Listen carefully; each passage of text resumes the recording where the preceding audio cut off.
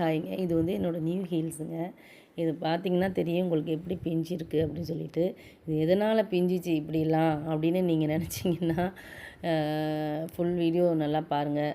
Heels பிஞ்சதெல்லாமா வீடியோவில் காட்டுவீங்க அப்படின்னா, அது பெரிய விஷயங்க. அது எதுக்காக காட்டுறேன் அப்படிங்கிறத நீங்கள் போடுறேன் வீடியோ அப்படின்ட்டு நீங்கள் நல்லா பாருங்கள். எதுக்காக இயற்கை வந்து கேர்ள்ஸ்க்கு மட்டுமே இந்த ஒரு சான்ஸ்லாம் கொடுத்துருக்கு, பாய்ஸுக்கு கொடுக்கல அப்படின்னு பார்த்தீங்கன்னா உங்களுக்கு நல்லா தெரியும். என் பசங்கள்லாம் ஒரு போட்டி வச்சாங்க, டேடி நீங்கள் மம்மி ஹீல்ஸை போட்டு நடக்கணும் அப்படிங்கிற மாதிரி.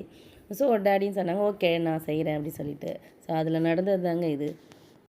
எங்கள் பசங்க ஒரு செக் வச்சாங்க, இந்த மாதிரி செய்யணும்னு சொல்லிட்டு. உடனே எங்கள் சார் உடனே, நான் எவ்வளோ பெரிய விஷயத்தெல்லாம் நான் வந்து பாஸ் பண்ணி வர்றேன், இது என்னால் முடியாதா, குர்ரா செப்பலாக போடுறான்னு சொல்லிட்டு போட்டு உடனே நடந்தாருங்க.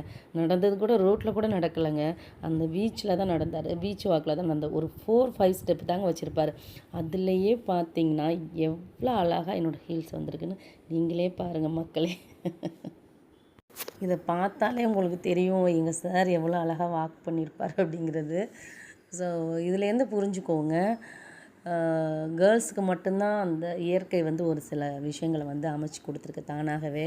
ஸோ அதில் வந்து கேர்ள்ஸாக இருக்கிறதுல நான் ரொம்ப பெருமைப்படுறேன். இப்போ பார்த்தீங்கன்னா பாய்ஸ்லாம் வந்து தயவு செஞ்சு இந்த மாதிரி ட்ரை பண்ணாதீங்க யாராவது சொல்கிறாங்க அப்படின்னு சொல்லிட்டு.